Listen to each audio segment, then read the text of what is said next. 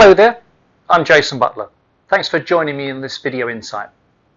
Now today I want to talk to you about quite an interesting and important question that I get asked a lot. This idea of should I rent or should I buy a property? And this is particularly the issue for first-time buyers, people who've not bought and sold houses, young people who are not aware of how things can pan out. And on the face of it, you'd think that if you're going to buy a property and live in it for 25 years, it's a no-brainer that eventually, by paying off the mortgage, you need somewhere to live, you'll end up with owning the property, you've repaid the loan, and you can live there rent-free.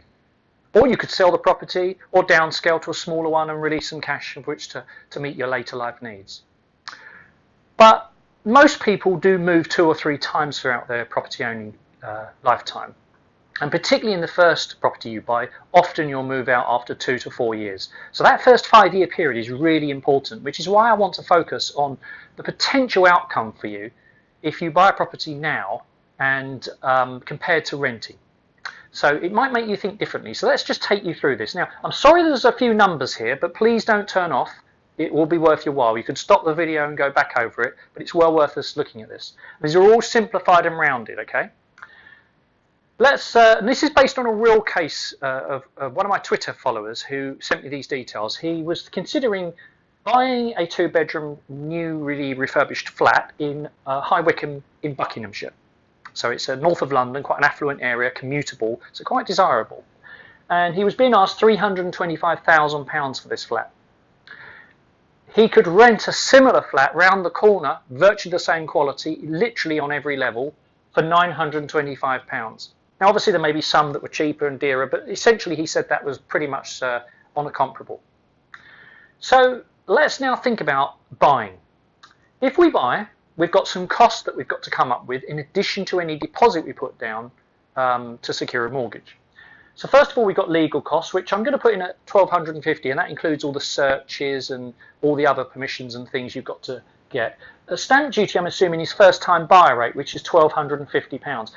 If you or someone you're buying with is not a first-time buyer, which means you've owned property at any stage in the past, then you'll end up paying £6,250 of stamp duty.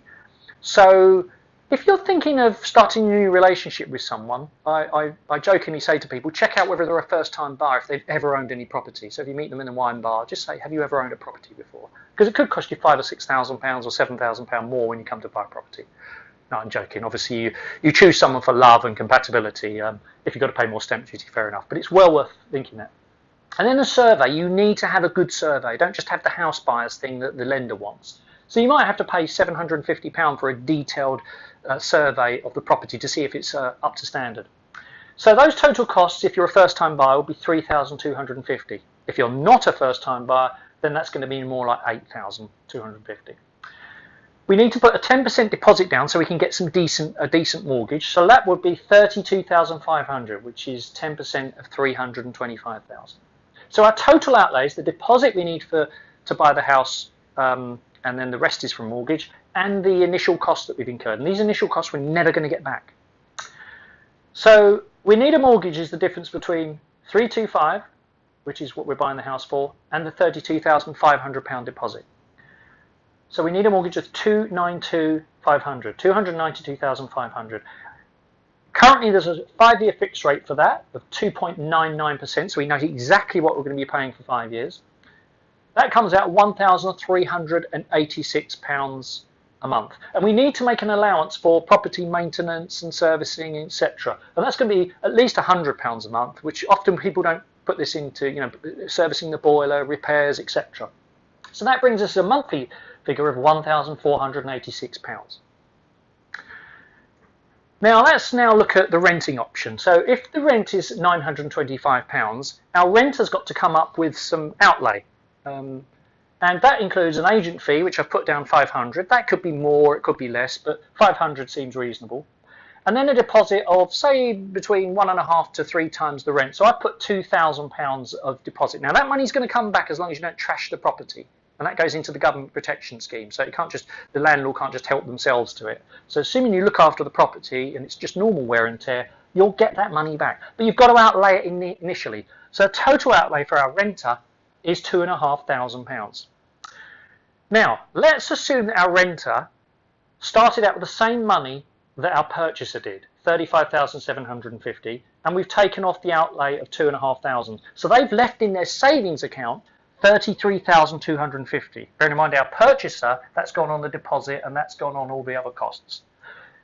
And our renter can add to their savings account the difference that they're paying less than the purchaser. So £1,486 a month is what our purchaser's buying, less 925, which is what our renter's buying. And that difference is £561 a month. And that £561 a month will get added to the existing savings balance of our renter. Now, let's assume that prices don't change, they don't go up, they don't go down. Now, we'll come back to what that means in a minute.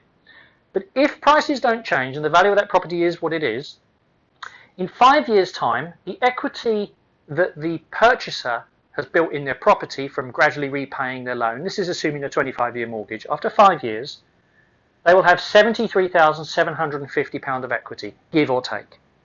Our renter, with the savings that they started that they hadn't had to use on a property, together with the difference in the monthly amount, they'll have £69,400. So that's about £4,400, £4,300 difference. Now, I've disregarded any increases in rent, and I've also disregarded savings interest on the initial savings amount that the renter keeps in their savings account and their additions. So the two kind of roughly cancel each other out. You could do a spreadsheet and do this really detailed, but it doesn't look too bad, does it? The purchaser is about £4,000, just over £4,000 better off. But what if this property value, which is at an all-time high, falls? What's the difference after the end of 5 years? Let's pretend that this property falls in value just 20%, which is about 4% of the initial purchase value each year, roughly, okay? The equity value for our purchaser will be reduced to £9,000 compared to our renter, who's got 69,000. So the renter is £60,000 better off because this property's fallen in value. Now, as I said, I purchased my flat in London in 1989 for 62,000, and I sold it 5 years later for 44,000. That's a massive fall. That's more than 20%. But from my point of view, that was very painful, and I had to pay that money. I had to actually come out of my savings to get out of that flat. So properties do fall in value. Now, I don't know what property is going to do over the next 5, 10, 15, 20 years. I've got no idea. What I do know is that prices are at all-time highs. They've fallen in London and the southeast. They're starting to fall in the rest of the country. And as a first-time buyer, or any kind of buyer, you're a very valuable commodity. Because when you buy a property, you're giving someone liquid cash for an illiquid asset which needs constant maintenance, care and love. So don't be in a rush to buy, and if you are going to buy, don't be afraid to do the analysis. Do the analysis between renting and buying a comparable property.